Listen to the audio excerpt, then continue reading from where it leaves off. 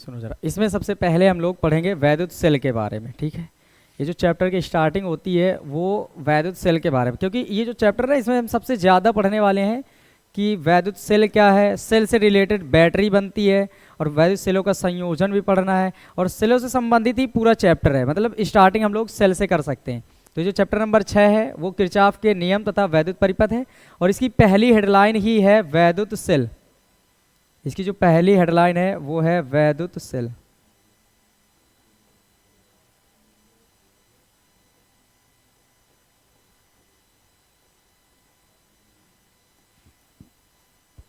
जानिए ये वैद्युत सेल क्या होता है।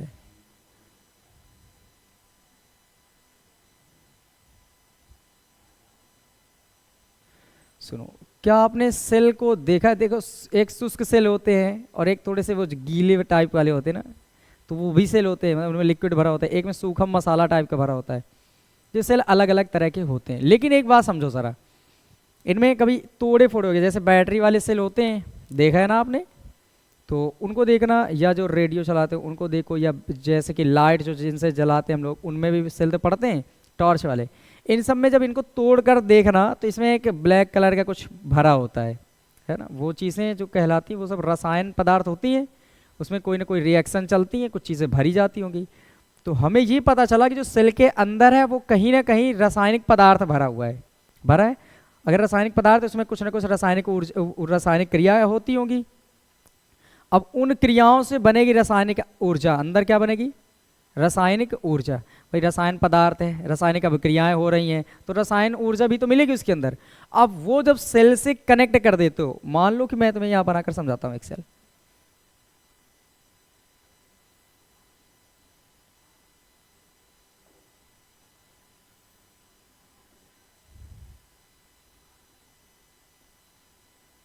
इधर एक ये इस टाइप का बना होता है, और यहीं पर अगर इधर देखें तो इस टाइप का बना होता है। यही तो सेल की एक कंडीशन होती है, ऐसा ही बना होता है। और यहाँ पर वो ना लिखी ना ब्रांड नेम, वरना फिर स्पॉन्सरशिप मिल सकती है मुझे, तो मैं कुछ एवरीडे लिख देता हूँ। पता चले ब्रांड नेम और मेरी वजह से प्रमोशन होने लगे तो गलत बात है ना, तो मैं केवल यहाँ लिखता हूँ एवरीडे। ये करके एक सेल है, मान लो मेरा ब्रांड है ये नया। इसमें इधर देखना है खाली कलर का खाली होता है, और इधर एक उभरा हुआ भाग होता है। सेल में यही दो कंडीशन देखी ना आपने। और इसके अंदर जो चीज़ें भरी वो रसायन पदार्थ भरा होता है। जहाँ रसायन पदार्थ होगा वहाँ रासायनिक अभिक्रियाएं होंगी। जहाँ रासायनिक अभिक्रियाएं होंगी कहीं ना कहीं एनर्जी होगी। तो यहाँ पर होती है रासायनिक ऊर्जा। कौन सी ऊर्जा होती बोलो? रासायनिक ऊर्जा। और जैसे ही हम इससे एक तार को कनेक्ट करते हैं, मानो इधर से और इधर ले गए और इधर से इधर ले गए। अब मान लो यहाँ पर आपने एक बल्ब लगा दिया। समझदार बच्चे बल्ब लगा लेंगे और कुछ जलाएंगे इसमें।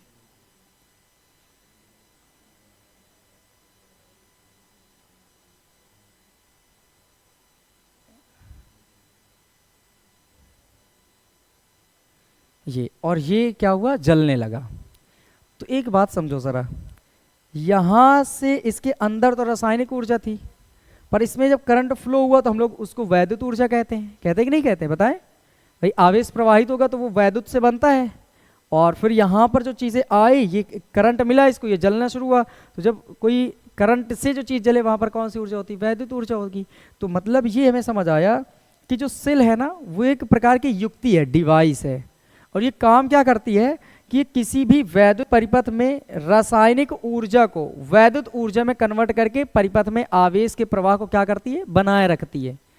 वैद्युत सेल एक ऐसी युक्ति होती है जो रासायनिक ऊर्जा को वैद्युत ऊर्जा में कन्वर्ट करके या बदल करके किसी वैद्युत परिपथ में आवेश के प्रवाह को निरंतर बनाए रखती है, और जिसकी वजह से अपना बल्ब जलता रहता है ना। कोई भी इंस्ट्रूमेंट है वो काम करता रहता है। तो समझ आई होगी बातें। वैद्युत सेल क्या होता है? एक प्रकार की युक्ति है, और ये काम क्या करती है? रासायनिक ऊर्जा में बदलती है किसको? रासायनिक ऊर्जा को बदलती है किसमें? वैद्युत ऊर्जा में। और ये करती क्या है? ये किसी भी वैद्युत परिपथ में आवेश के प्रवाह को निरंतर बनाए रखती है। समझ आ गई होगी बातें? लिख दूं मैं इधर?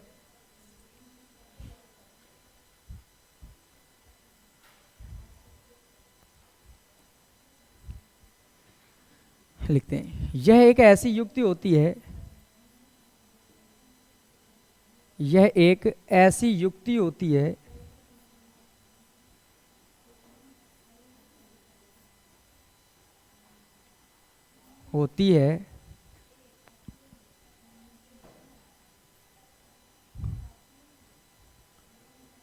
जो किसी वैद्युत परिपथ में जो रासायनिक ऊर्जा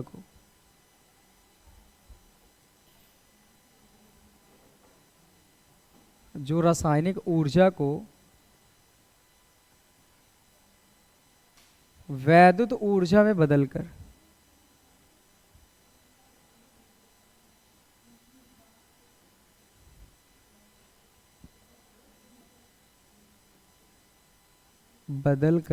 किसी वैद्युत परिपथ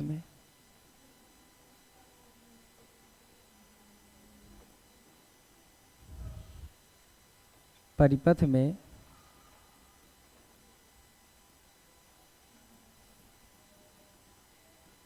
आवेश के प्रवाह को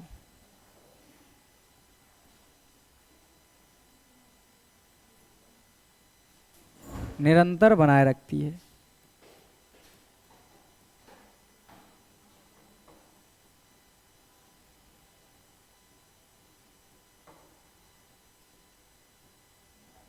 ये है, इस युक्ति का क्या नाम होता है? वैद्युत सेल। यहाँ तक तो बातें समझ आ गई कि वैद्युत सेल क्या होता है, ठीक है। इसमें अब हमें कुछ और भी नहीं पढ़ना है, बस वैद्युत सेल हम जान गए कि क्या है, तो ये ठीक है। अब यहीं के इसी के बाद से कभी आपने घरों में एक बार ध्यान से देखा होगा, बैटरी सुना है, बैटरी नाम, पर इसके बारे में सोचा कि ये बैटरी बनी किससे होगी? जानते हैं? नहीं जानते। मैं एक बैटरी की शेप लेता हूँ और फिर मैं उसमें कुछ बातें ऐसी जो मैं आपको बता रहा हूँ।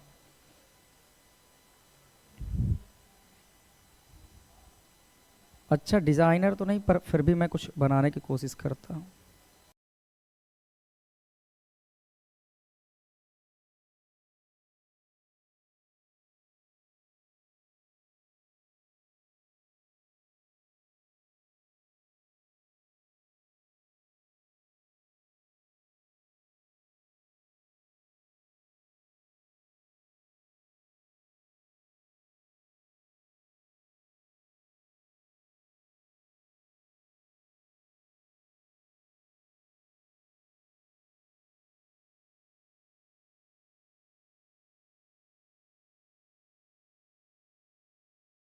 क्या इस डिज़ाइन की कुछ चीज़ें देखी हैं? और यहाँ पर कैप लगे होते हैं और यहाँ पर ऐसे ऐसे करके कुछ अंदर की बात है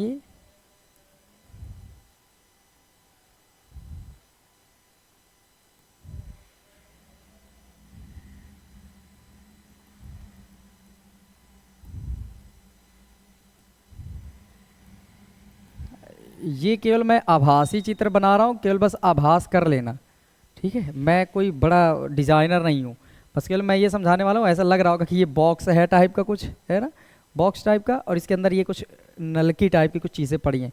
ये जो चीज़ें होती हैं ना, यही होती हैं तुम्हारे पास सेल। ये पहला सेल, ये दूसरा, ये तीसरा और ये चौथा, और किसी किसी में 5 6 7 जितने हो जाते हो, ये सब हैं सेल। ये क्या है बताएं? सेल। और ये पता नीचे से जुड़ी होती है, देखो सभी में लिक्विड पहुंच जाता है ना, नीचे देखे होंगे जुड़े होंगे। और ये कनेक्शन ऐसे दिया जाता है कि एक तरफ ये जब लिक्विड बनता है तो एक तरफ एनोड बन जाता है और एक तरफ बन जाता है कैथोड।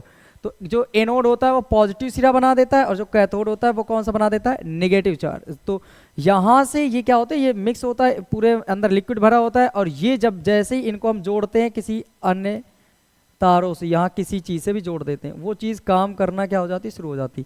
तो ये जो चीज़ें हैं ना, अगर इनमें से हटा देते हैं इन तीनों को, तो क्या हो जाती है? अपनी बैटरी बहुत डेड बताने लगती है।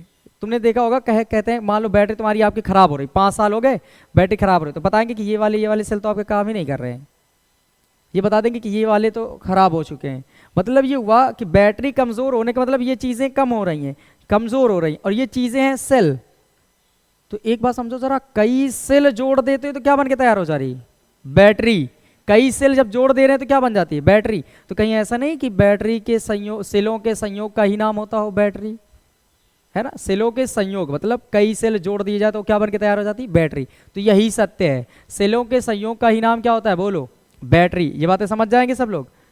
तो अगर मैं आपसे पूछूं बैटरी क्या होती है तो यहीं पर बताएंगे आप। ठीक है, बैटरी अगली हेडलाइन।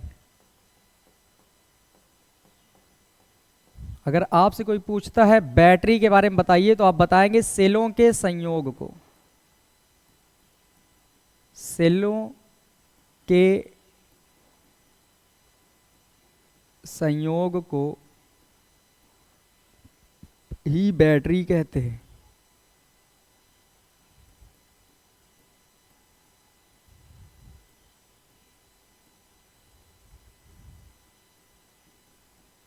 अब यहां से चीजें, इसका संकेत पढ़ो पहले।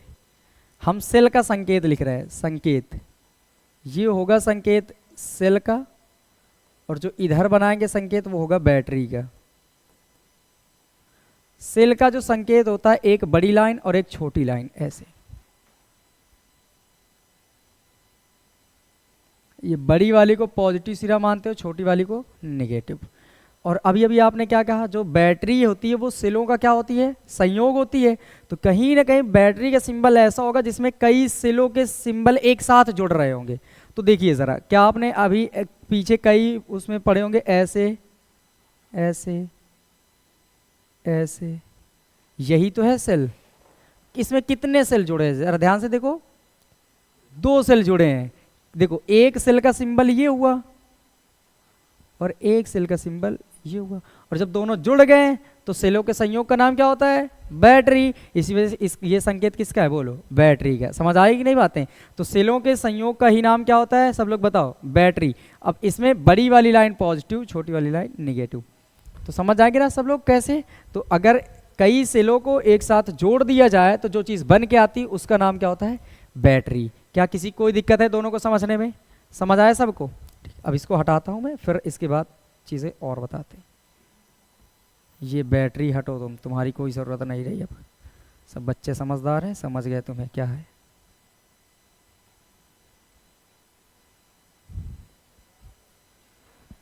ठीक है, अब हम लोग पढ़ते हैं टर्मिनल विभवांतर। अगली हेडलाइन है टर्मिनल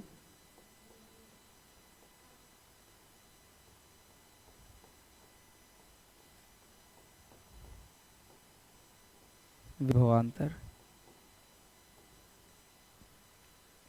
टर्मिनल विभवांतर क्या होता है, देखो ये एक पॉजिटिव और एक ये नेगेटिव, यहाँ पर और यहाँ इनके सिरों का जो विभवांतर है वही होता है टर्मिनल विभवांतर। पर ये टर्मिनल विभवांतर होता क्या है, ये बात समझना। टर्मिनल विभवांतर वो होता है कि देखो कोई एक आवेश है, ठीक है, कोई आवेश है, कोई भी आवेश है। अब बैटरी क्या करेगी, आवेश को प्रवाहित करेगी, आवेश को प्रवाहित करेगी। बैटरी के अंदर रासायनिक क्रियाकलापें होती है। तो फिर एक एनोड बनता है, एक कैथोड। जो एनोड होते हैं, एनोड पॉजिटिव होता है और कैथोड कैसा होता है, नेगेटिव होता है। मतलब एक तरफ इलेक्ट्रॉन दौड़ते हैं और एक तरफ प्रोटॉन, मतलब धनायन और ऋण आयन। प्रोटॉन तो दौड़ ही नहीं सकते क्योंकि वो तो नाभिक में फिक्स होते हैं, बताया था ना। तो यहाँ पर धनायन ऋण आयन बोल सकते हैं। धनायन ऋण आयन चलते हैं, तो धनायन ऋण आयन बनेंगे तो एक तरफ चलेंगे। तो ये चलेंगे तो बताओ ये कार्य कर रहा है कि नहीं बैटरी, बताओ। और जब ये धनायन ऋण आयन पहुंचेंगे एक एक कॉलम पे व्यवस्थित हो जाएंगे तो एक पॉजिटिव टर्मिनल बना देंगे, एक नेगेटिव। अच्छा बताओ, कोई चीज़ 5 प्लस की है 5 माइनस की है, तो क्या इसे बराबर कहोगे कि अंतर कहोगे, इसमें अंतर है ना, क्योंकि प्लस और माइनस में तो जमीन आसमान का अंतर हो जाता है।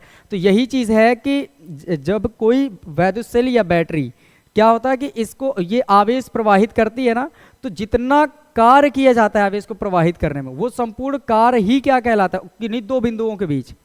मानो मैं कह रहा हूँ कि ये टर्मिनल देख रहे हैं, तो यहाँ है एक टर्मिनल, एक ये टर्मिनल है। तो कोई एक आवेश है, मानो ये इलेक्ट्रॉन है, इसको पहुँचाना है। तो जब इन दोनों के बीच पहुँचाओगे तो इसको पहुँचाने में कुछ ना कुछ कार्य करना होगा। और जब जितना कार्य किया जाए वही कार्य इन बिंदुओं के बीच कहलाता है टर्मिनल विभवांतर। क्या वैद्युत विभवांतर याद है आपको, वैद्युत विभवांतर ये किसके बराबर हुआ करता था, बताओ किसके बराबर, कार्य के बराबर हुआ करता था। ध्यान से एक बात समझो जरा कि किसी धन परीक्षण आवेश को या किसी एकांक आवेश को वैद्युत क्षेत्र के भीतर एक बिंदु से दूसरे बिंदु तक ले जाने में, एक बिंदु से दूसरे बिंदु तक ले जाने में जितना कार्य किया जाए वही क्या कहलाता था, उन बिंदुओं के बीच वैद्युत विभवांतर। पर कब, जब एकांक आवेश को ले जाओ। तो यहीं पर उसी से तो डेफिनेशन बनी है। किसी एकांक आवेश को क्या लिखेंगे, किसी वैद्युत परिपथ में, किसी वैद्युत परिपथ में एकांक आवेश को दो बिंदुओं के बीच है ना ले जाने में जितना कार्य किया जाता है बैटरी द्वारा, किसके द्वारा, यहाँ पर बैटरी या सेल द्वारा या वैद्युत सेल द्वारा जितना कार्य किया जाएगा वो उन बिंदुओं के बीच क्या कहलाता है, टर्मिनल विभवांतर। तो मैं अब इसी को लिखता हूं, किसी वैद्युत परिपथ में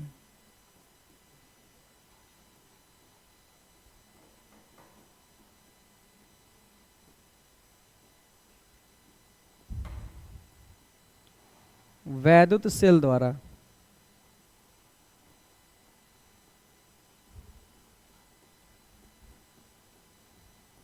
एकांक आवेश को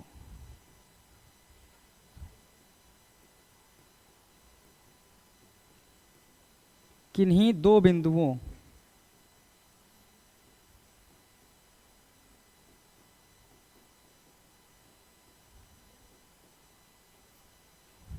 के बीच प्रवाहित करने में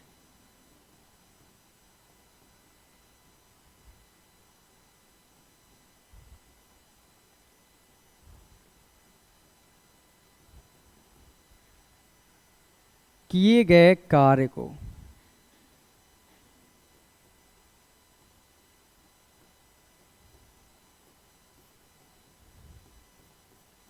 उन बिंदुओं के बीच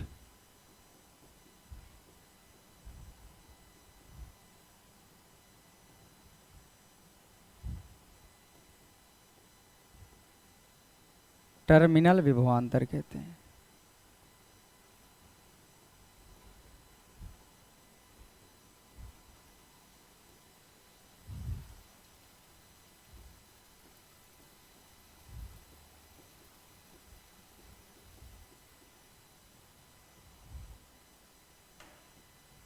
ये सब छोड़ो, हटाओ इसको। ये है टर्मिनल विभवांतर की डेफिनेशन।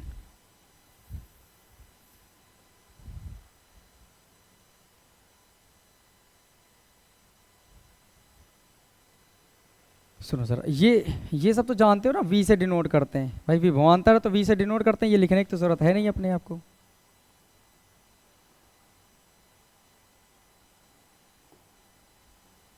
फॉर्मूला बस लिख दो इसका। बताइए जरा, अगर v बराबर लिखेंगे तो क्या लिखोगे, बताओ v बराबर क्या लिखोगे। देखो जरा ध्यान से पढ़ो, वैद्युत परिपथ में वैद्युत सेल द्वारा एकांक आवेश को, एकांक आवेश है तो आवेश कहाँ आएगा बोलो, नीचे आ जाएगा, तो यहाँ पर आ जाएगा q, और प्रवाहित करने में किए गए कार्य, तो कार्य कहाँ आ जाएगा, w ऊपर। बस यही जो है वही है फॉर्मूला जिसकी हमें ज़रूरत थी।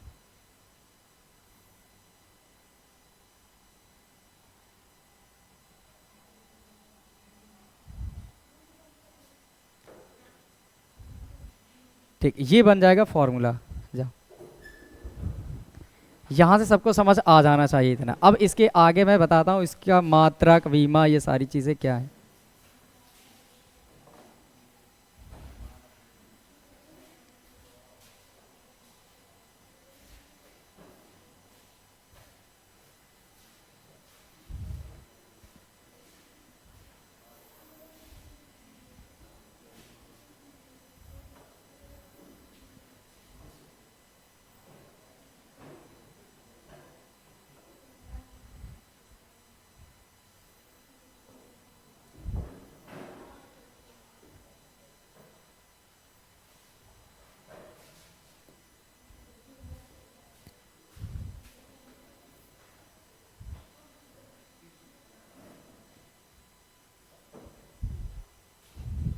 सुनो ज़रा, अब इसके मात्रक और वीमा के बारे में जानते हैं हम लोग।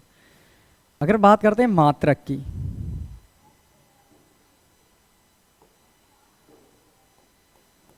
मात्रक तो मात्रक हर एक व्यक्ति यहाँ पर जानता है कि इसका मात्रक जूल होता है, इसका कूलाम, तो बन जाएगा जूल प्रति कूलाम।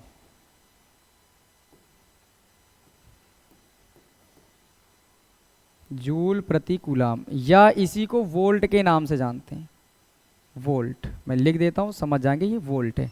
जूल प्रति कूलाम या फिर वोल्ट होता है। बात करते हैं अगर वीमा की,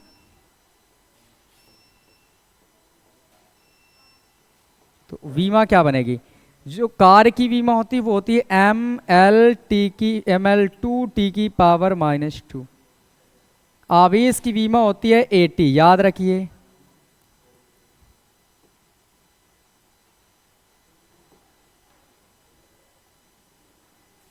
कार की mL2T⁻² और इसकी होती है AT।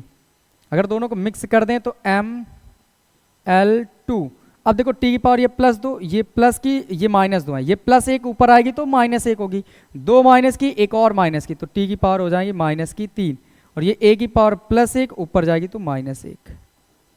ये है इसकी वीमा। तो यहाँ तक इतनी बातें सबको समझ आ जानी चाहिए। कोई दिक्कत है इतने में? अगर नहीं है तो फिर मैं आगे बढ़ता हूँ। कितना मैं मिटा ही दूँ इसको।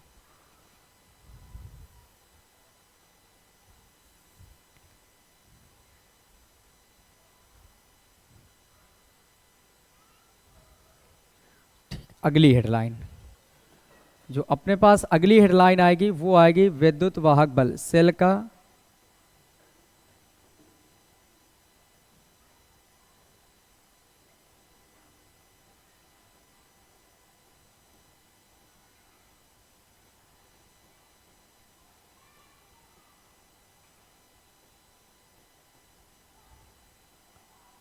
विद्युत वाहक बल।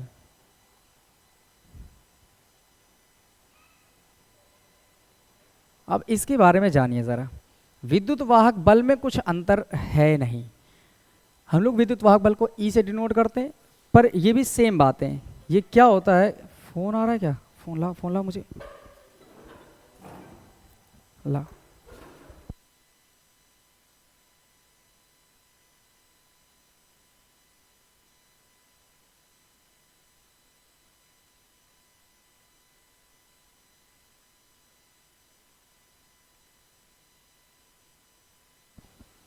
हाँ, तो ये जो सेल का विद्युत वाहक बल होता है इसके बारे में आप जानिएगा।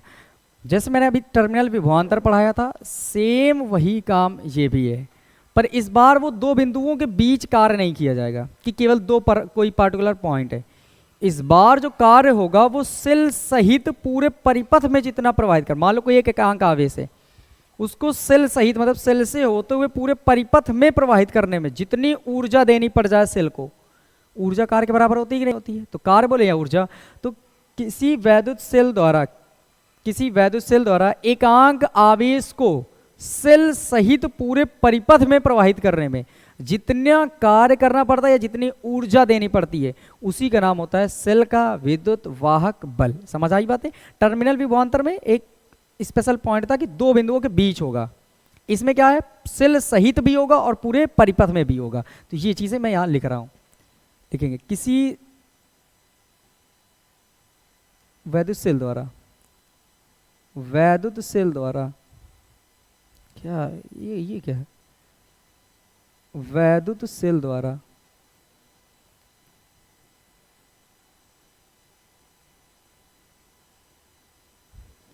एकांक आवेश को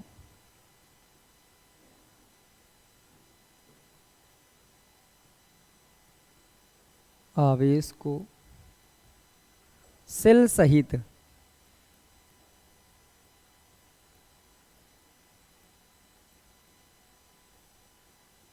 पूरे परिपथ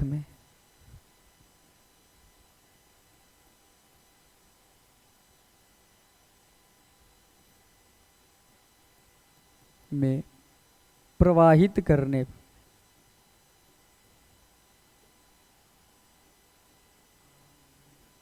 में दी गई ऊर्जा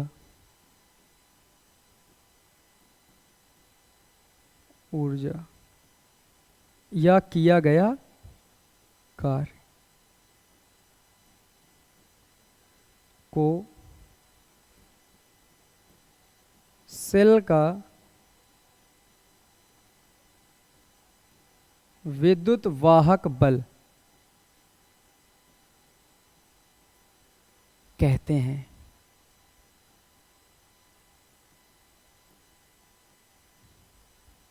बल कहते हैं। इतना सा अंतर है उस डेफिनेशन में, इसमें कुछ खास अंतर भी नहीं है और कुछ बड़ा अंतर भी नहीं है, और आसानी से याद हो सकता है अगर वो याद हो जाएगी तो।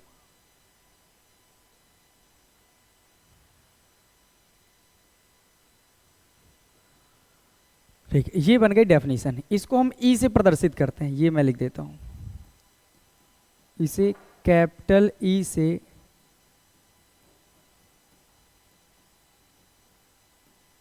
प्रदर्शित करते हैं।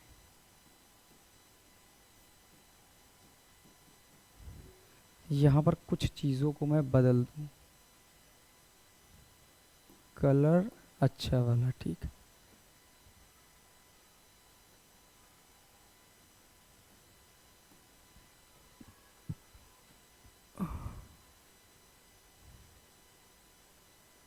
पूरे परिपथ,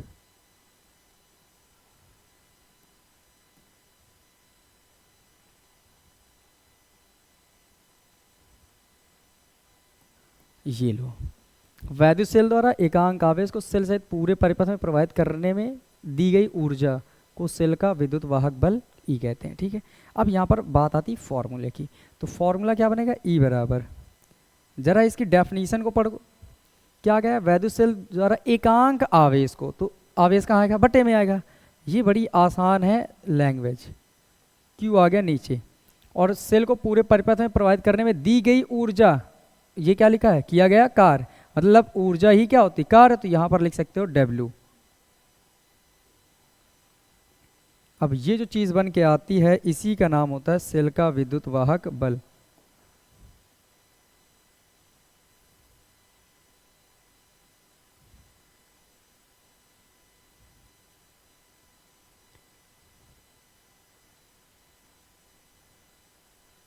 ये लो बन गया। अब मुझे इसका मात्रक और विमा बताने की तो कुछ खास ज़रूरत रही नहीं, क्योंकि अगर चाहोगे भी तो इसका मात्रक आपको खुद ही आ जाएगा। अगर बात करें मात्रक की, मात्रक और विमा, तो ये आपको पहले से ही आते हैं। मात्रक इसका जूल प्रति कूलाम या फिर वोल्ट हो जाएगा। वीमा की बात करते हो तो ml2t की पावर -3 a की पावर -1 जो उसकी थी वही इसकी बन जाएगी, समझ जाएंगे क्योंकि सेम बातें हैं। बस अब ये बात आती है कि सेल का विद्युत वाहक बल, एक नोट पॉइंट लिख लो, क्योंकि एक बार ऐसा आया था कि वहां पर ये विद्युत वाहक बल लिखा ही ना था।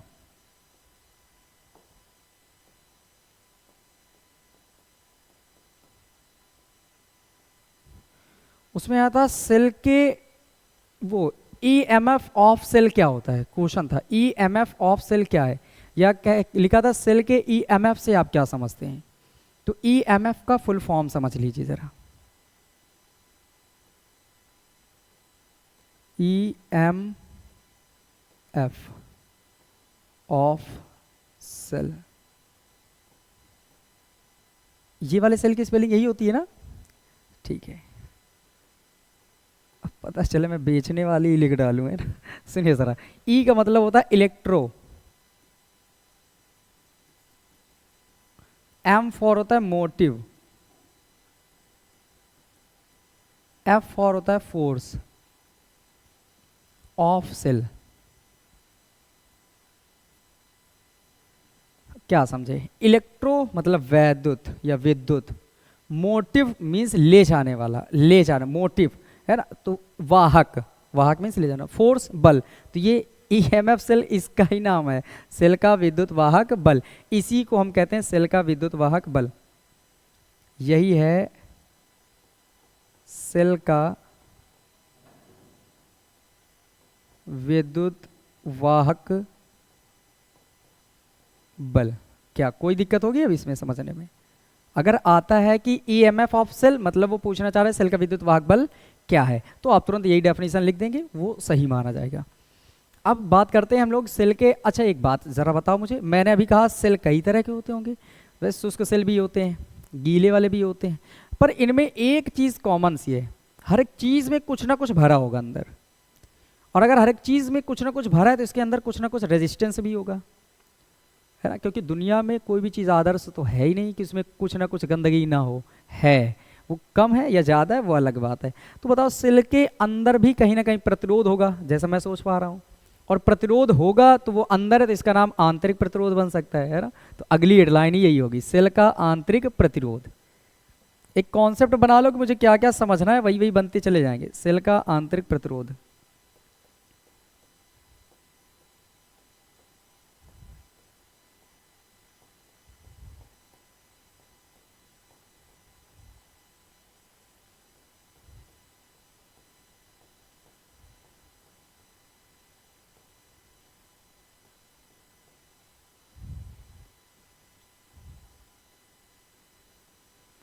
हाँ तो अब ये बताओ जरा, ये तो अब जान चुके हो प्रतिरोध है कि नहीं है। हाँ प्रतिरोध है, हम जानते हैं कि प्रतिरोध क्या होता है, ये भी जानते हैं। ये लिखा क्या है, सेल का आंतरिक प्रतिरोध, बस हमें अंदर के बारे में बताना है। तो हम क्या कहेंगे, सोचो जरा, प्रतिरोध हमें ये बताया करता था कि कोई सेल के मार्ग या कोई भी चीज़ है परिपथ में जो धारा के मार्ग में जो अवरोध है ना, वही क्या कहलाता था, प्रतिरोध। अब सेल का आंतरिक प्रतिरोध है, मतलब ये जो प्रतिरोध है ना अंदर काम कर रहा है, और सेल के अंदर जो धारा प्रवाहित होगी उसका विरोध कर रहा होगा, मतलब उसके मार्ग में अवरोध उत्पन्न कर रहा होगा। तो हम क्या बोलेंगे, किसी सेल के अंदर वैद्युत धारा के मार्ग में अवरोध उत्पन्न करने वाले गुण का नाम क्या होता है, सेल का आंतरिक प्रतिरोध। बस यही बात है, लिखता हूं मैं, सेल के अंदर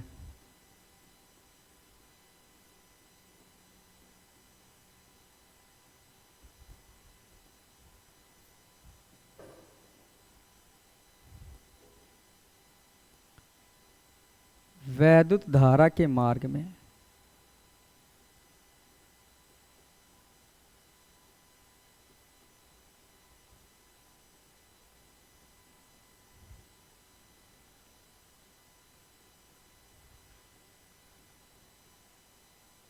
अवरोध उत्पन्न करने वाले गुण को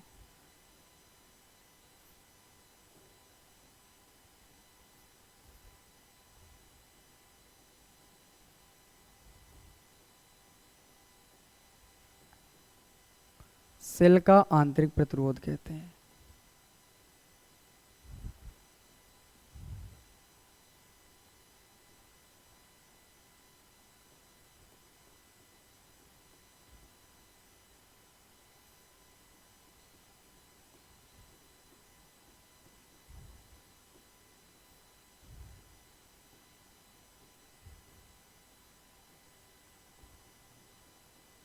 ये बन गया। अच्छा, ये जैसे जो अभी तक केवल प्रतिरोध पढ़ा करते थे तो वो तो कैपिटल आर होता था, अब ये अंदर है तो थोड़ा सा होगा ना, छोटा, कम भाई। अच्छा बताओ, सेल है एक, मान लो ये छोटा सा, अब तुम सेल के बाहर तो तुम जितना मन चाहो उतना बड़ा तार ला सकते हो, तो जो सेल के बाहर वाला होता है प्रतिरोध उसको कैपिटल आर से डिनोट करते हैं, और जो अंदर होता है उसे स्मॉल आर से डिनोट करते हैं। बस ये बातें, इसे स्मॉल आर से प्रदर्शित करते हैं।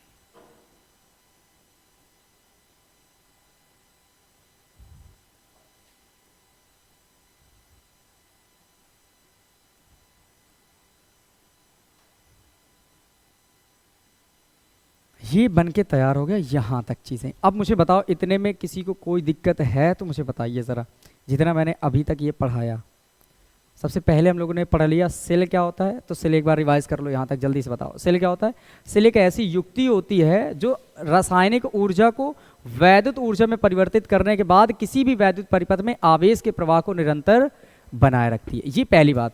दूसरी बात हम लोगों ने पढ़ा, सेल का जो अगर जोड़ दें सेल को, तो जो सेल का संयोग कहलाता है वो क्या कहलाता है, बैटरी। तो मतलब जो बैटरी है वो सेलों का क्या होती है, बोलो एक प्रकार के संयोग।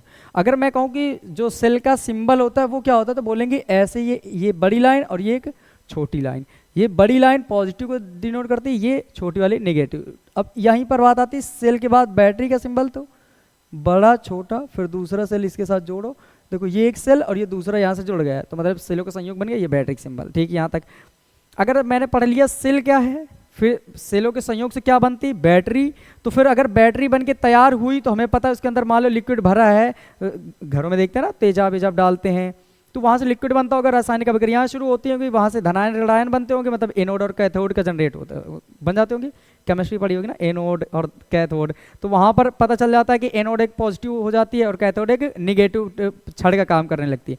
तो एक तरफ पूरे पूरे धनावेश इकट्ठे हो जाएंगे, धनायन जिसे कहते हैं, और एक ऋणायन, तो यहाँ पर टर्मिनल विभवांतर उत्पन्न हो जाता होगा। तो फिर कौन सी हेडलाइन हमें पढ़नी चाहिए थी? टर्मिनल विभवांतर। तो ये हम लोग समझ गए कि टर्मिनल विभवांतर वो चीज़ होती है जो कोई एक वैद्युत सेल एकांक आवेश को सेल में एक कहीं पर भी कह सकते हैं, पर दो बिंदुओं के बीच एकांक आवेश को प्रवाहित करने में जितना कार्य करता है वो उन बिंदुओं के बीच क्या कहलाता है? टर्मिनल विभवांतर। V से डिनोट करते हैं, W/Q फॉर्मूला होता है, मात्रक होता है वो जूल प्रति कूलम या फिर वोल्ट, वीमा क्या होती है? ml2 T⁻³ A⁻1 क्लोज बड़े ब्रैकेट के साथ। फिर जब टर्मिनल विभवांतर में पता चल गया तो एक बात और समझ पाए हम लोग कि ये सोच सकते हैं कि अगर ये दो बिंदुओं के बीच आवेश प्रवाहित हो रहा है तो इसका नाम टर्मिनल विभवांतर हुआ। अगर मैं इसी आवेश को पूरे परिपथ में प्रवाहित कर दूं तो क्या नाम दिया जाए? तो पता चला इससे हम सेल का विद्युत वाहक बल नाम दे सकते हैं। तो फिर हम लोगों ने क्या पढ़ लिया? सेल का विद्युत वाहक बल। अब सेल का विद्युत वाहक बल क्या होता है? किसी सेल द्वारा एकांक आवेश को सेल सहित पूरे परिपथ में प्रवाहित करने में जितनी ऊर्जा दी जाए या जितना कार्य करे वो क्या कहलाता है? सेल का विद्युत वाहक बल। किससे डिनोट करेंगे? कैपिटल लेटर में ई से। फॉर्मूला क्या बनेगा? E = W/Q और मात्रक वीमा सेम इसकी। फिर इसके बाद हम लोगों ने क्या पढ़ लिया? अगर सेल है ये सारे काम कर रहा है, इसका मतलब कहीं ना कहीं इसमें प्रतिरोध होना चाहिए, और जो सेल के अंदर होगा प्रतिरोध उसका नाम क्या देंगे? सेल का आंतरिक प्रतिरोध। बस हम लोगों ने पढ़ लिया सेल का आंतरिक प्रतिरोध क्या होता है? जो सेल के अंदर वैद्युत धारा के मार्ग में अवरोध उत्पन्न करे वो क्या कहलाता है? सेल का आंतरिक प्रतिरोध। किससे डिनोट करेंगे? स्मॉल लेटर में R। जमाना ChatGPT का है, पढ़ाने लिखाने से कुछ नहीं होता, दिमाग में सेट करें वो चीज़ें सही है, क्योंकि हर एक व्यक्ति पढ़ना जानता है। इस दौर पे मेरी आदत ये है कि मैं चाहता हूँ कि यहीं पढ़ो, यहीं दिमाग में पूरा फिट हो जाए, कि कल घर में ऐसे देखो ना तो तुम्हें लगे कि ये मैंने पढ़ा था बहुत पहले, जो मुझे याद है। इस तरीके से मेरे पढ़ाने की आदत। और हाँ, अगर यूट्यूब वाले पे देख रहे हैं तो मुझे कृपया चैनल को सब्सक्राइब कर लीजिए, लाइक कमेंट और शेयर ज़रूर करते रहिएगा। अपने टॉपिक बताते रहिए, जो कठिन है कमेंट करिए, वो हर एक टॉपिक के बारे में आपको वीडियो क्लासेस मिल जाएंगी। ये ऑफलाइन क्लासेस चलती हैं, उनका सारा मटेरियल आपको ऑनलाइन प्रोवाइड किया जा रहा है, तो बेहतर तरीके से आप पढ़ते रहिए। अच्छे मार्क्स लाने के लिए ज़्यादा मेहनत करिए। कोई ऐसी चीज़ जो बड़ी कठिनाई से मिलती है वो बड़ी दूर तक ले जाती है आपको। जैसा कि सफलता नाम सुना होगा, कठिन है बशर्ते बड़ी दूर तक ले जाती जब मिलेगी। इसके लिए कठिन परिश्रम भी करने की ज़रूरत है। Thank you so much. फिर मिलते हैं एक नेक्स्ट वीडियो के साथ, तब तक आप इसे तैयार कर लीजिए। कि हमें सेल के विद्युत वाहक बल जो E होता है, टर्मिनल विभवांतर V और आंतरिक प्रतिरोध जो स्मॉल r होता है, उसके बीच क्या संबंध होता है वो हम डेरिवेशन निकालते हैं। देखिए ज़रा, यहाँ पर मैं एक चित्र बना रहा हूँ।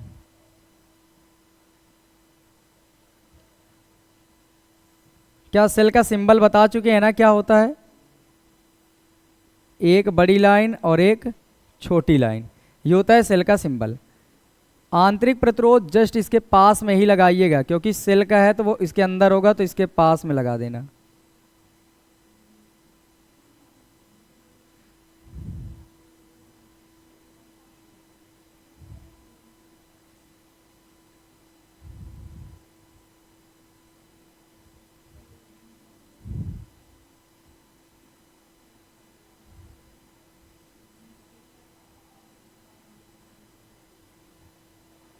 ये लो, ये कुंजी है, ये है स्मॉल लेटर में R, और ये सेल का विद्युत वाहक बल E, और ये क्या है? ये बाहर का प्रतिरोध है ना, तो इसका नाम क्या देंगे? Capital R। और ये है कुंजी जिसका नाम होगा K। कहीं एम्पियर मीटर भी लगा सकते हो चाहो तो, मुझे इतनी कुछ ज़रूरत नहीं है, बस ये बताओ इनके बीच में ये जो टर्मिनल विभवांतर यहाँ का होगा उसे हम V नाम देते हैं। टर्मिनल विभवांतर का नाम क्या दे देते हैं बताइए? V। अब यहाँ पर चूंकि सेल का आंतरिक प्रतिरोध है, इस बात को मुझे दिखाना भी है कि आंतरिक प्रतिरोध है, तो क्या करेंगे? सेल को हम एक बॉक्स में ऐसे करके बंद करते हैं।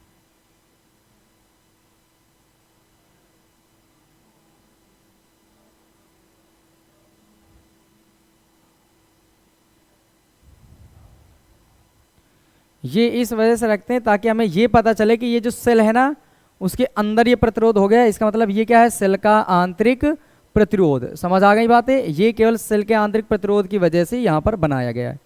अब चीज़ें यहाँ पर समझो, अगर आपको E पता चल गया तो क्या ये बड़ी वाली लाइन पॉजिटिव सिरा और ये वाली नेगेटिव हुआ करती थी?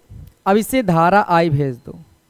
आई धारा आएगी ऐसे होते हुए और इधर फिर से आई धारा फिर से वही तो पहुंचेगी धारा आई, समझ जाएंगे ना, ऐसे अल्टरनेट चलती रहेगी। अब यहाँ से मैं आपसे ये पूछूं कि सबसे मुझे निकालना क्या है बताओ, इसमें इसमें और इसमें इन तीनों के बीच संबंध ही तो निकालना है। तो हम क्या करेंगे, सबसे पहले अपने पास एक बात ये याद होनी चाहिए कि परिपथ में एक से अधिक प्रतिरोध है या नहीं, तो आंसर क्या होगा, है। देखो एक स्मॉल आर लगा है और एक कैपिटल आर लगा है। कितने लोगों के दिमाग में आ रहा है कि ये जो लाइन है ये क्या कोई वायर है क्या, नहीं ये वायर नहीं है, ये एरो बनी है, इनका मतलब इनके ये जो टर्मिनल दिख रहे हैं इनके बीच का विभवांतर केवल दर्शाया गया है, ये लाइन कोई नहीं है, समझ जाएंगे, ये वायर नहीं है, ये केवल टर्मिनल विभवांतर दर्शाने के लिए है। तो यहाँ पर समझिएगा केवल ये मेन लाइन नहीं देखनी, मेन लाइन ये और एक ये।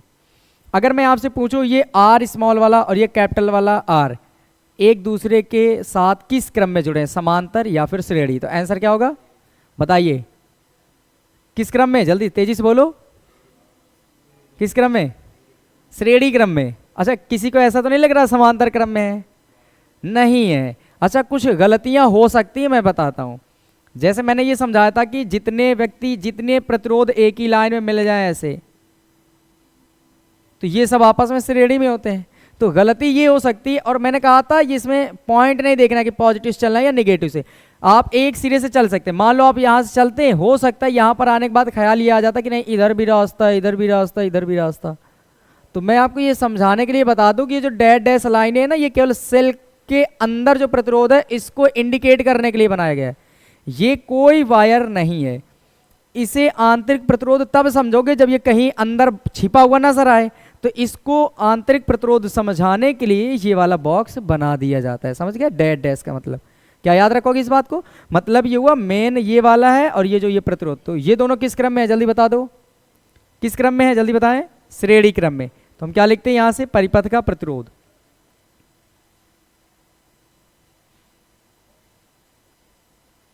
परिपथ का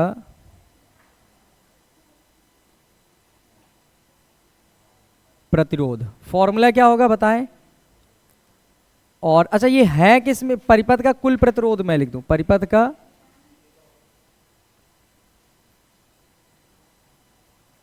कुल प्रतिरोध, नाम देता हूं मैं आर डैश बराबर आंतरिक प्रतिरोध प्लस बाह्य प्रतिरोध। मैं क्यों कर रहा हूं प्लस में, क्योंकि हमें पता है ये दोनों किस क्रम में लगे हैं, बोलो श्रेणी में, और श्रेणी में सीधे अल्टरनेट जोड़ते चले जाते हैं। तो हम क्या लिखेंगे, आंतरिक प्रतिरोध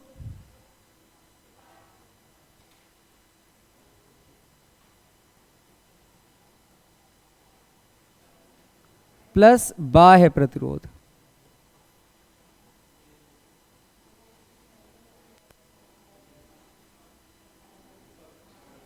ये आर डैश बराबर, बताइए जरा आंतरिक प्रतिरोध कितना है अपने पास, स्मॉल लेटर में आर, बाह्य प्रतिरोध कितना है कैपिटल लेटर में आर, और बस यही बन के आ गया।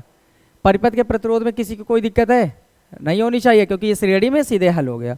अब यहां से बात आती है कि अब हम फॉर्मूला लगाएंगे, कौन सा, V बराबर आई आर वाला, कौन सा, V बराबर आई आर। एक बात समझना जरा जो मैं समझाने वाला हूं, ये जो V बराबर आई आर लगता है, इसमें एक खास बात ये होती है कि ये केवल सिंगल जब ओमी प्रतिरोध R लगा हो उस समय ये V होता है। पर यहां पर देखो तो यहां तो जो V है यहां पर V तो नजर नहीं आ रहा है, यहां पर इन सब के को जो भेज रहा है, जो धारा भेज रहा है वो कौन भेज रहा है, सेल। तो यहां पर ये जो V है ना, यहां पर V डैश हम लोग यूज करेंगे, यहां पर क्या यूज करेंगे, V डैश, और यहां पर R की जगह हम क्या यूज करेंगे, R डैश। और जब V डैश की बात आएगी वो किसके बराबर होगा, E के बराबर, किसके बराबर होगा, E के बराबर। याद रखिएगा यहां पर, अब यही मैं लिख रहा हूं, लिखता हूं सिल्क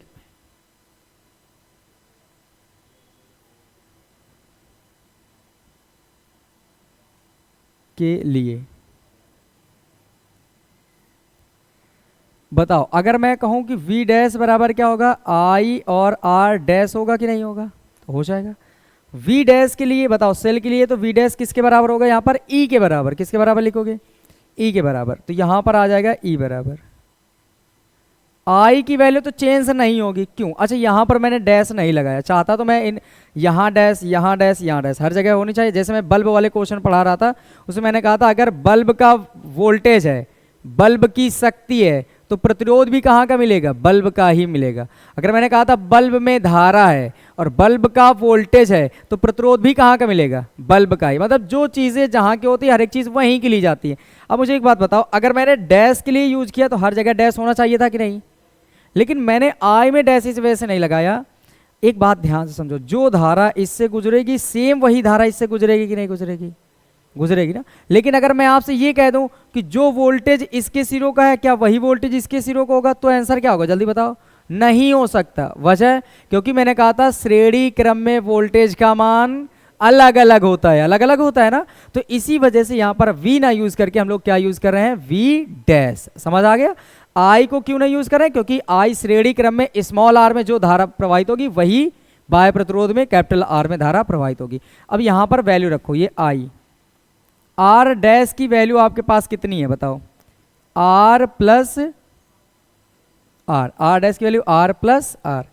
ये बताइए ई बराबर आई का गुणा कर लो अंदर, तो आई आर प्लस यहां से आई कैपिटल आर बनेगा कि नहीं बनेगा? और मैंने अभी क्या कहा था, ये ओमी प्रतिरोध है, ये उसमें प्रवाहित धारा है, मतलब ये वी का मान हो जाएगा। किसका मान हो जाएगा? वी। मान लो टर्मिनल विभवांतर इसके सिरों का वी है भाई, अगर इसके सिरों का टर्मिनल विभवांतर वी है तो आई आर इसके बराबर होना चाहिए कि नहीं होना चाहिए? वी के बराबर, क्योंकि वी बराबर क्या होता है? आई आर, यही तो होता है, वी बराबर आई आर। तो मैं ये लिख सकता हूं कि जहां पर आई आर दिखेगा मैं वहां पर लिखूंगा वी, कैपिटल लेटर में वी। अब यहां पर ये वैल्यू उठा के रखनी है आपको।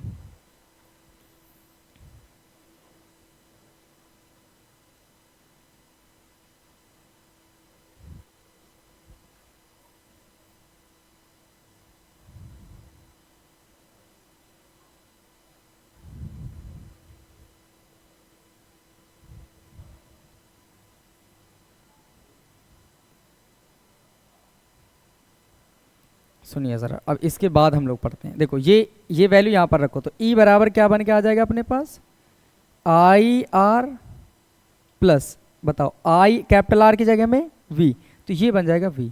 अगर मैं आपसे ये पूछूं कि ये जो आई आर प्लस का इधर आएगा तो माइनस का, तो ई बराबर जो बन के आएगा, ई माइनस आई आर जो बन के आएगा वो किसके बराबर होगा?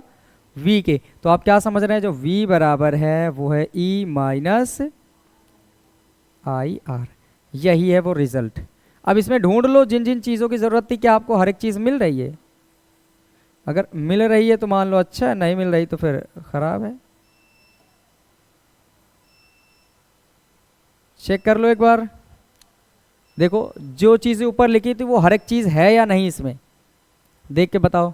आपको सेल का विद्युत वाहक बल ई चाहिए था, ई दिख रहा है। टर्मिनल विभवांतर वी चाहिए था, वी दिख रहा है। आंतरिक प्रतिरोध आर चाहिए था, वो दिख रहा है। मतलब ये संबंध है। समझ आई बातें?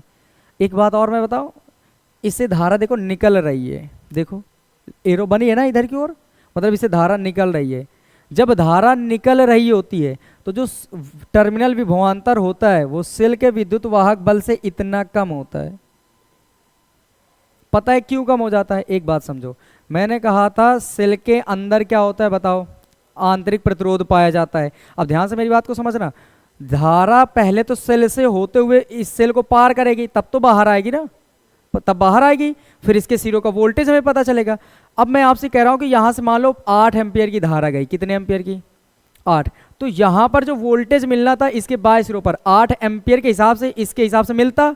लेकिन जरा सोचो जरा कि जब इसके अंदर से धारा गुजर रही होगी तो अंदर भी तो एक आंतरिक प्रतिरोध बैठा है, तो इस धारा के मान को हल्का सा क्या कर देगा? कम कर देगा ना। और जब कम कर देगा तो ये बताओ, जब बाहर मिलेगा यहाँ का बाह्य प्रतिरोध है और यहाँ से 8 मिलनी थी, लेकिन इससे आंतरिक प्रतिरोध से गुजरने की वजह से इसका मान थोड़ा सा कम हो गया। तो बताओ बाहर वोल्टेज का मान क्या होगा? थोड़ा सा कम होगा कि नहीं? किसकी तुलना में? विद्युत वाहक बल की तुलना में। तो बस ये माइनस चिन्ह ही ये बताता है कि जब सेल निरावेशित हो रहा हो, निरावेशित का मतलब समझ पा रहे हैं? निरावेशित का मतलब जब सेल खुद धारा दे रहा हो, या सेल से आवेश बाहर की ओर प्रवाहित हो रहा हो, या सेल किसी बैटरी या सेल किसी जगह पे बाहर की ओर धारा भेज रहा हो, तो उस समय हम उसको निरावेशित ही तो कर रहे हैं। अच्छा लिखते हो वो ऐसे कहते हो ना, फोन को चार्ज कर दो। चार्ज को करने का मतलब ये होता है आवेशित कर दो। क्या कर दो? आवेशित। और जब उसे यूज में लेने लगते हो तो क्या हो जाता है? डिस्चार्ज होने लगता है ना, निरावेशित। समझ आई बातें? अब ये बताओ, सेल से जब धारा बराबर लोगे तो ये निरावेशित होगा कि नहीं होगा? और जब निरावेशित होगा तो यहां से इसके अंदर जब होते हुए आएगा तो थोड़ी सी धारा के मान में कमी हो जाएगी, और जब धारा के मान में थोड़ी सी कमी होगी तो टर्मिनल विभवांतर जितना मिलने वाले था उतना तो नहीं मिलेगा ना। तो इसका मतलब ये होता है कि जब सेल निरावेशित हो रहा होता है उस समय सेल के जो टर्मिनल विभवांतर होता है, जो ये टर्मिनल विभवांतर होता है, वो सेल के विद्युत वाहक बल से आई आर के बराबर क्या होता है? कम मिलता है। अच्छा एक बात बताओ, आई आर वोल्टेज, ये आई आर क्या होता है? वोल्टेज होता है कि नहीं होता है? होता है। तो ये स्मॉल आई आर भी छोटा वोल्टेज होगा कि नहीं होगा? होगा कि नहीं होगा? भाई जितना मिलने वाला था उतने में से ये वाला वोल्टेज क्या हो जाएगा? थोड़ा सा कम हो जाएगा। समझ आ गई होगी बातें? लेकिन अगर मैं आपसे ये कह दूं फोन को चार्ज करो, अब बताओ उसका वोल्टेज क्या हो जाएगा?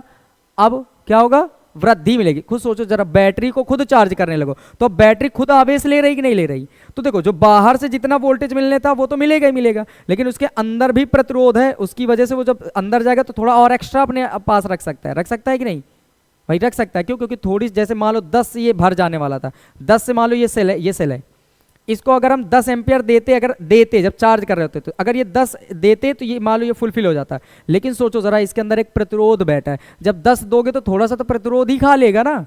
खा लेगा कि नहीं खा लेगा? तो इसका मतलब जो 10 की जगह थी वो थोड़ा सा और स्पेस उसके पास बच जाएगा, तो और एक्स्ट्रा दे सकते हैं। मतलब समझो जो चीज़ जितनी मिलने वाली तो उससे एक्स्ट्रा दे सकते हैं, तो पॉजिटिव आना चाहिए कि नहीं आना चाहिए? तो यहीं से 2 नोट पॉइंट मैं बनाता हूँ।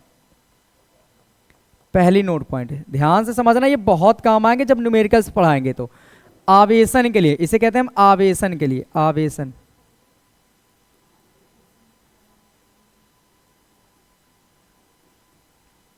आवेशन के लिए जो ई का वी का मान होता है वो होता है ई प्लस आई आर।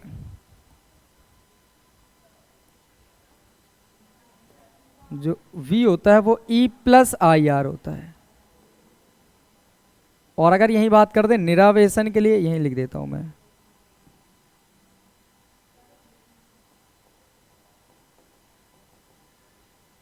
निरावेशन।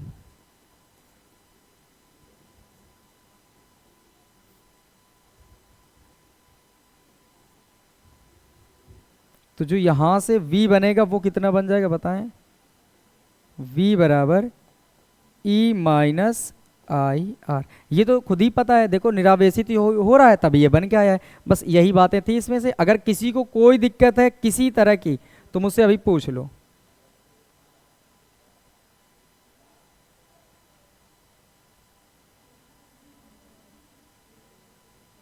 ये रहा आवेशन के लिए और उधर रहा निरावेशन के लिए। बताओ जरा, किसी कोई तकलीफ है इतना समझने में तो मुझे वो बताएं। हर किसी को समझ आ गया अच्छे से? ये समझ आया सबको? ये बताओ, ये आवेशन निरावेशन समझ आया कि नहीं, क्यों ऐसा होता है? बस यही बातें समझने थी। ठीक है, अब आगे हम बढ़ते हैं अगले टॉपिक में।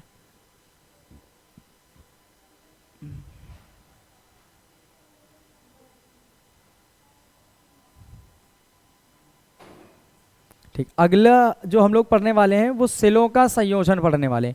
देखो ये संयोजन कितनी किन किन का हम लोग संयोजन पढ़ चुके हैं। चैप्टर नंबर जब 4 पढ़े थे उसमें संधारित्रों का संयोजन पढ़ा था, ये समायोजन पढ़ा था। फिर इसके बाद चैप्टर नंबर 5 पहुंचे वैद्युत चालन, तो प्रतिरोधों का संयोजन पढ़ा था। अब आज हम चैप्टर नंबर 6 पढ़ रहे हैं, तो इसमें हम लोग पढ़ेंगे सेलों का संयोजन, क्योंकि मैंने कहा था ना इसमें सेल या बैटरी से रिलेटेड ही सारी चीजें पढ़ने वाले हैं।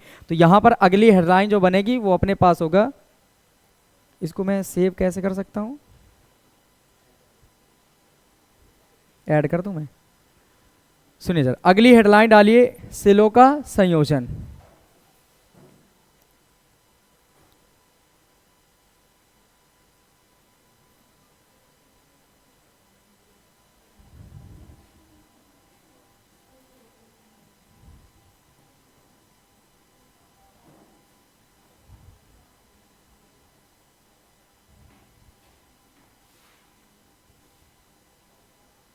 सेलों का संयोजन, और ये कितनी तरह से होता है आप एक एक करके समझ लीजिए।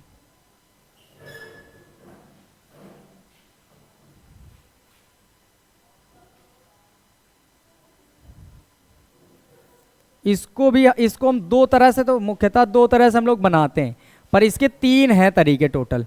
एक होता है श्रेणी, एक समांतर और एक मिश्रित क्रम। तो पहला जो है वो हम पढ़ लेते हैं, श्रेणी क्रम संयोजन। नंबर एक जो पढ़ेंगे हम, वो पढ़ेंगे श्रेणी क्रम संयोजन।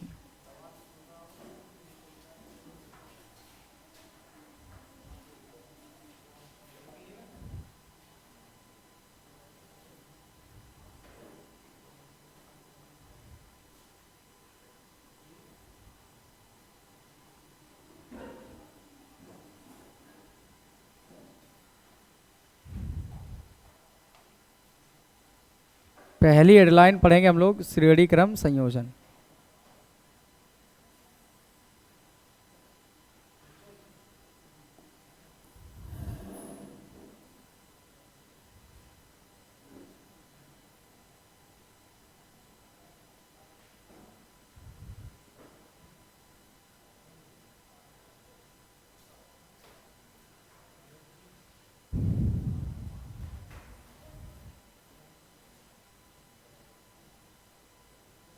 ठीक, ये है हेडलाइन। अब समझो जरा इसमें,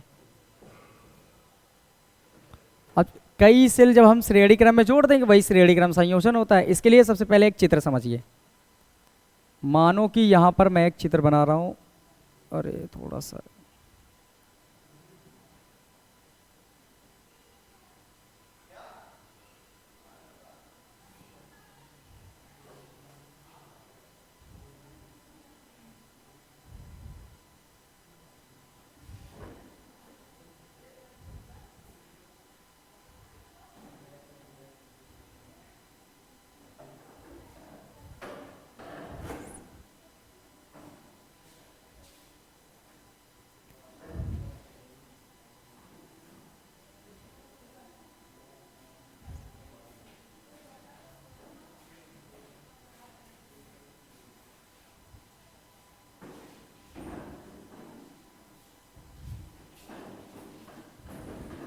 ये बन गया एक परिपथ अपने पास। और यहां पर ये सब, हर एक सेल का विद्युत वाहक बल ई मान लेंगे हम लोग,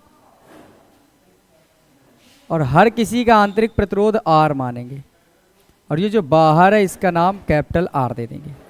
अब चूंकि ये आंतरिक प्रतिरोध है, इस वजह से इनको बनाने के लिए हम लोग बॉक्स से बंद करेंगे, जैसा हमें पता है। तो इसको भी बंद कर देंगे ऐसे ऐसे।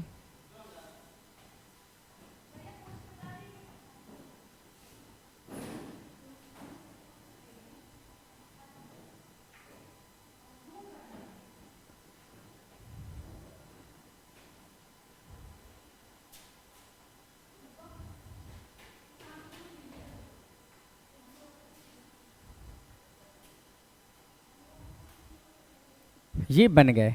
और ये हम दिखा तो तीन रहे हैं, लेकिन आपको मानना है कि ये एन सेल जोड़े गए। कितने सेल जोड़े गए हैं? N cell.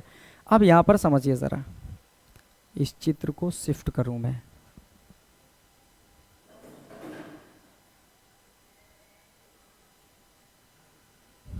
अब लिखते हैं जरा, दिख जाएगा सबको? हाँ दिख जाएगा।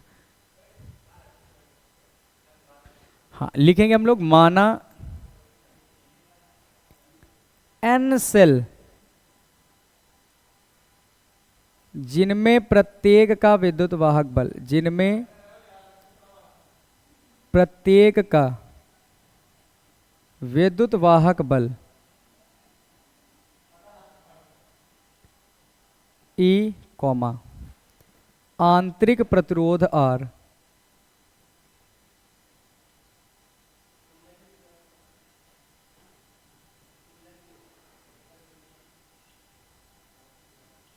आर है, परस्पर श्रेणी क्रम में जुड़े हैं।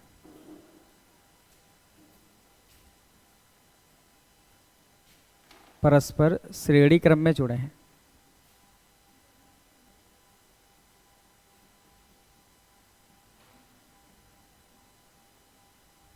जुड़े। अच्छा एक बात बता दो, जब सेल को जोड़ दिया जाता है तो क्या ये बैटरी बन के तैयार हो जाती है क्या? है ना, क्योंकि सेलों का संयोग ही क्या कहलाता है? बैटरी। तो हम लिखेंगे माना एन सेलों की यह बैटरी, माना एन सेलों की यह बैटरी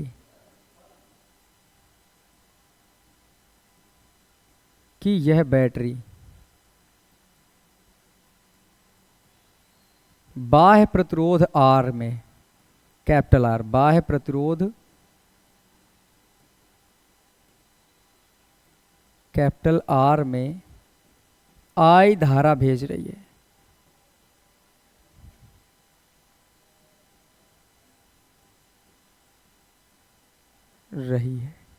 बस इतनी बातें लिखनी होती हैं। ये जो 2 लाइनें मैंने लिख दी। अच्छा, मैंने ये धारा के बारे में ही क्यों कहा, क्योंकि हमें ये पता है कि बैटरी का मुख्य कार्य ये होता है उससे करंट को लेना, यही बात होती है। भाई अगर इन्वर्टर के जो बैटरी रखा है इससे आप क्या चाहते हैं बताओ, खाना लेना चाहते हैं क्या, कि बैटरी लेना, बैटरी से क्या लेना चाहेंगे, धारा। तो मेन काम क्या है, बैटरी का मुख्य कार्य ये है कि किसी परिपथ में धारा को बनाए रखना या आवेश के प्रवाह को निरंतर बनाए रखना। बताया था ना मैंने सेल क्या कार्य करता है। अब सेल से जुड़ी बैटरी बनी, बैटरी भी तो यही कार्य करेगी। तो यहाँ पर आप जरा ध्यान से मेरी बात समझे, कितने सेल लगे हैं बोलो, एन सेल। दिख तो 3 रहे हैं क्योंकि एन सेल जोड़ना संभव नहीं। एन का मतलब 3 हो सकते हैं, 4 हो सकते हैं, 5 हो सकते हैं, 10 हो सकते हैं, 100 हो सकते हैं, कुछ भी हो सकते हैं। तो यहाँ पर मैंने 3 जोड़ दिए, बशर्ते हैं कितने टोटल, तो आप बोलेंगे एन। अब ये बैटरी, ये हर एक बैटरी का ये पॉजिटिव सिरा, ये पॉजिटिव, ये निगेटिव, ये निगेटिव, ये पॉजिटिव, ये निगेटिव। तो देखो जरा, निगेटिव वाला हमेशा किससे जुड़ता है बोलो, पॉजिटिव से। निगेटिव वाला किससे जुड़ता है, पॉजिटिव से। निगेटिव वाला आगे फिर पॉजिटिव से, ऐसे जुड़ते हैं तो वही श्रेणी क्रम कहलाते हैं। अगर जैसे ये बड़ी छोटी फिर छोटी आ गई तो मान लो वो परिपथ ही गलत है, ध्यान रखेंगे वो परिपथ गलत होता है। निगेटिव के बाद पॉजिटिव आएगा, निगेटिव के बाद हमेशा क्या आएगा, पॉजिटिव आएगा, ऐसे ही याद रखना वो श्रेणी क्रम। अब यहाँ से ये जो मिल करके आई धारा इसमें भेज रहे हैं, यही आई धारा जाएगी फिर से इधर से पहुंच जाएगी ऐसे। तो अब यहां से हम ये लिखेंगे, अच्छा परिपथ में कुल कितना प्रतिरोध होगा बताओ, कुछ तो आंतरिक प्रतिरोध होगा और फिर कुछ कौन सा होगा, बाहर का। तो पहले हम कुल आंतरिक प्रतिरोध निकालते हैं, हम लिखते हैं परिपथ का कुल आंतरिक प्रतिरोध। कलर मैं चेंज कर दूं थोड़ा सा,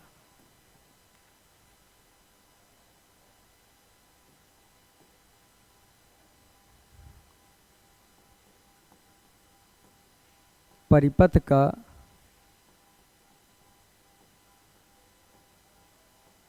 कुल आंतरिक प्रतिरोध।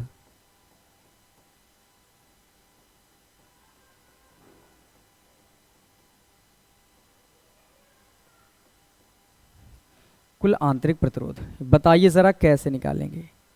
हमें ये पता है ये परिपथ में जो लगे हैं वो किस क्रम में लगे, जल्दी से बताओ देख के, श्रेणी क्रम में सब लगे हैं या लिखना चाहोगे तो लिख लेना कि विद्युत वाहक वाला आंतरिक प्रतिरोध आर है परस्पर, ये देखो लिखे भी तो है, श्रेणी क्रम में जुड़े हैं ना, लिखे हैं तो हम लोग लिख सकते हैं। अगर श्रेणी क्रम में तो बोलो आर डैश का मान कितना हो जाएगा, सब लोग बताओ यहां से। जो आर डैश आएगा पर स्मॉल वाला बनाएंगे, क्यों, क्योंकि आंतरिक प्रतिरोध की बात हो रही है, आंतरिक वाले को स्मॉल आर से डिनोट करते हैं। तो ये किसके बराबर आएगा बोलो, R1 plus R2 plus R3 plus dash dash dash dash dash, कितनी बार है बताओ, n तक है ना। कितने सेल जुड़े हैं बताओ इसमें, n सेल। देख के मत रुक जाना कि 3 है तो 3 तक रुक जाएंगे, हमें तो पता है ना कितने सेल माने गए n, तो हम कहां तक जाएंगे लास्ट टाइम, n तक। 1 2 3 4 डैश डैश कहां तक, n तक। अब ये वैल्यू रखो जरा, अब मैं आपसे कह रहा हूं कि ये r डैश की वैल्यू निकालो, तो r डैश बराबर कितना आ जाएगा बोलो, R1 इसका प्रतिरोध, R2 इसका, इसका क्या हर किसी की प्रतिरोध R है या नहीं बताएं, है। तो हम ये लिख सकते हैं कि r डैश की value R plus R plus R plus dash dash dash dash, बताओ कितनी बार है ये, टोटल n बार है कि नहीं। तो क्या मैं लिख सकता हूं n बार, कितनी बार है बोलो, n बार। तो लास्ट टाइम कितनी बार लिखोगे, n बार लिखोगे भाई। अगर ये बताओ, अगर 1 होता तो 1 बार लिखते, 2 होता तो 2 बार R लिखते, 3 होते तो 3 बार R लिखते, 4 सेल होते तो 4 बार R लिखते। अभी कितने सेल जुड़े हैं, n, तो कितनी बार लिखेंगे, n बार। अब मुझे एक बात बताओ, अगर मैं आपसे पूछूं 1 प्लस 1 2 बार है तो आंसर कितना आता है, कितना आएगा बोलो, 2। अगर मैं कहूं 1 1 1 को 10 बार जोड़ दो तो आंसर कितना आएगा, 10। अगर मैं 1 1 1 और डैश डैश करके लिख दूं 10 बार, तो बताओ इसका आंसर कितना आएगा, कितना आएगा, 10 आएगा। क्यों, क्योंकि 1 1 ही तो 10 बार जोड़े तो आंसर 10। तो बताओ अगर मैं कहूं 1 1 1 300 बार लिखे तो आंसर कितना आएगा, जल्दी बोलो। अब बताओ कैसे जान रहे हो, मैं बिल्कुल एक सिंपल सी बात है, लास्ट वाला ले लो, पहला वाला ले लो, गुणा कर दो इनका, 10 1 के 10 है ना, 300 1 के 300। समझ आ रहा होगा कैसे निकालते हैं हम लोग, समझ आ गई बात है। तो मतलब ये हुआ जब कई बार चीजें सेम सेम चीज, लेकिन हाँ ध्यान रखिए सेम सेम चीजें, जब सेम सेम चीजें कई बार जुड़ जाएं तो हम जितने बार जुड़ते हैं उसका गुणा एक में, किसी एक में करा लेते हैं, और वही जो बन के आता है वो क्या बन जाता है अपना आंसर। तो बताओ यहां से हम लिखेंगे आर डैश बराबर एन बार जुड़ा है, क्या जुड़ा है एन बार आर, तो हम लिखेंगे एन गुणे आर। समझ आ गई बात है। तो ये जो आर डैश की वैल्यू आई है वो किसके बराबर आ जाएगी, एन आर की। किसी को कोई दिक्कत है तो जल्दी से बताइए मुझे, वरना यहां तक अगर समझ आया है तो बताएं। समझ आ गया सबको इतना? ठीक है, इतना ठीक है। तो फिर आगे बढ़ते हैं जरा। अभी तो ये केवल निकला है आंतरिक प्रतिरोध। क्या हम परिपथ का कुल प्रतिरोध निकाल सकते हैं? हाँ निकाल सकते हैं भाई। कुल प्रतिरोध का मतलब जितना आंतरिक प्रतिरोध है सेलों का वो, और जो बाहर का है वो भी। अच्छा बताओ ये सबके सब श्रेणी क्रम में है कि नहीं? ऊपर टोटल का जितने भी सेल थे उन सब का प्रतिरोध एन आर आ गया है। कितना आ गया बोलो? N R. और एन आर के साथ ये श्रेणी क्रम में है कि नहीं है? तो हम क्या बोलेंगे, एन आर में इसको जोड़ लेंगे, श्रेणी क्रम में हो जाएगा। तो लिखते हैं पूरे परिपथ का कुल प्रतिरोध। परिपथ का ये कुल आंतरिक प्रतिरोध है, लेकिन अब लिख रहे हैं परिपथ का कुल प्रतिरोध। परिपथ का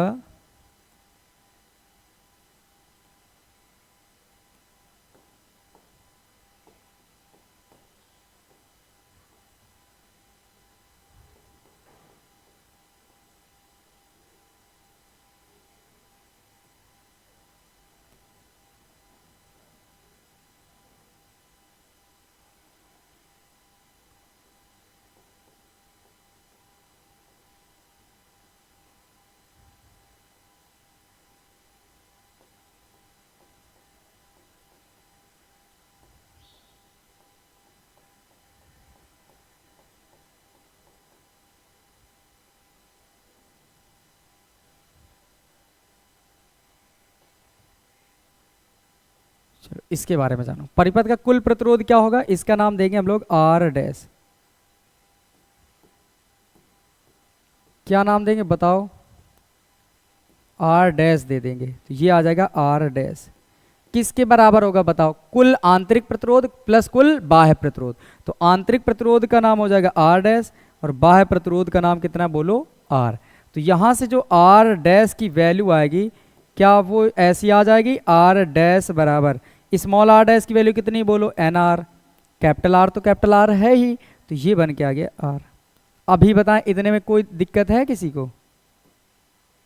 इतना समझने में मुझे नहीं लग रहा किसी को कोई दिक्कत होनी चाहिए। इतना तो सबको समझ आया होगा। अब यहाँ के बाद सोचो जरा कि कुछ और भी काम ऐसा है जो हम कर सकते हैं। जैसे कि इसका हम निकाल सकते हैं परिपथ का जो परिणामी है विद्युत वाहक बल।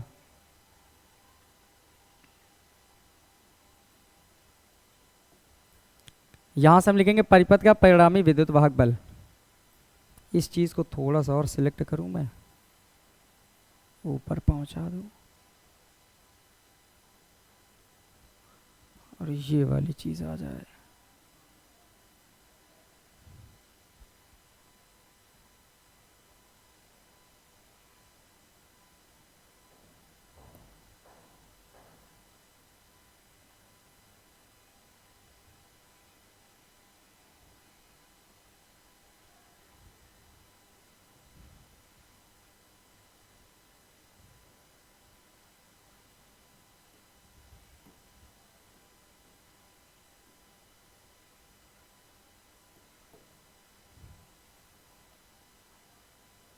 ठीक, सीखो जरा। अब हम लिखते हैं परिपथ का कुल विद्युत वाहक बल।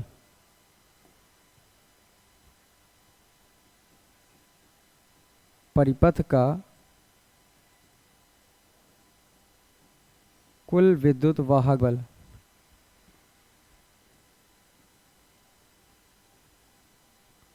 अच्छा बताओ, विद्युत वाहक बल और टर्मिनल विभवांतर वो सेम फॉर्मूला दिए थे कि नहीं? V बराबर डब्ल्यू अपॉन क्यू, ई बराबर भी डब्ल्यू अपॉन क्यू।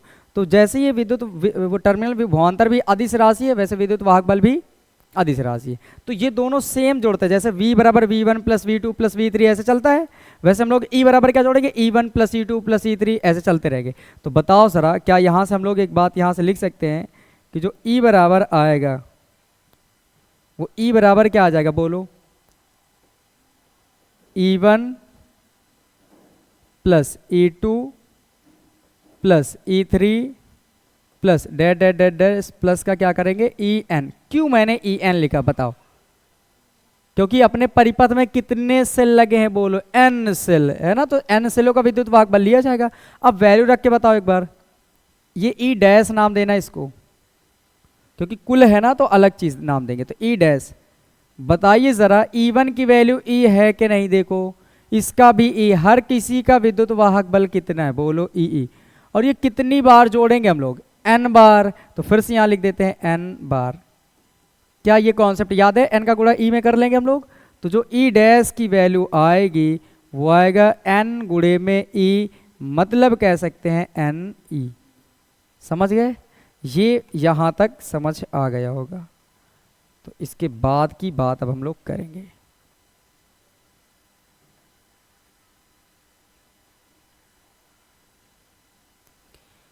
ठीक है, यहां से अब समझिए जरा, अपने पास देखो परिपथ का कुल विद्युत वाहक बल मिल गया, परिपथ का कुल प्रतिरोध मिल गया, तो परिपथ से धारा नहीं मिल जाएगी? अब निकाल सकते हैं ना। क्यों धारा ही क्यों निकालेंगे बताओ? क्योंकि हमें ये पता है कि बैटरी का मुख्य कार्य ही ये होता है किसी परिपथ में आवेश के प्रवाह को निरंतर बनाए रखना, और आवेश के प्रवाह की दर का ही नाम होता है वैद्युत धारा। तो लिखते हैं अतः परिपथ में प्रवाहित धारा, अतः परिपथ में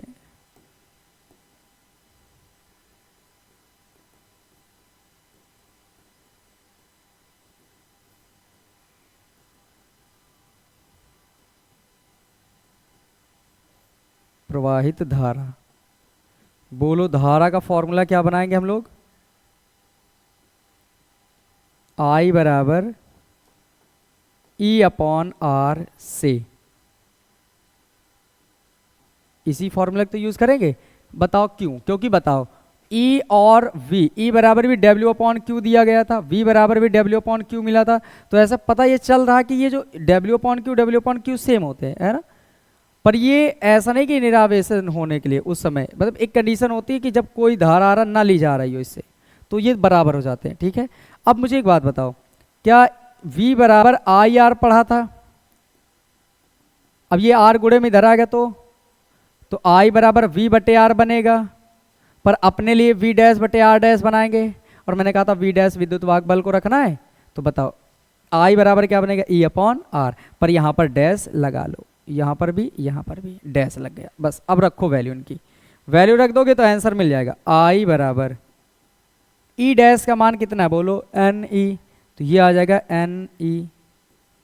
नीचे क्या बोलो R डैश की वैल्यू कितनी NR प्लस R। बताओ अगर किसी को कोई तकलीफ हुई है तो?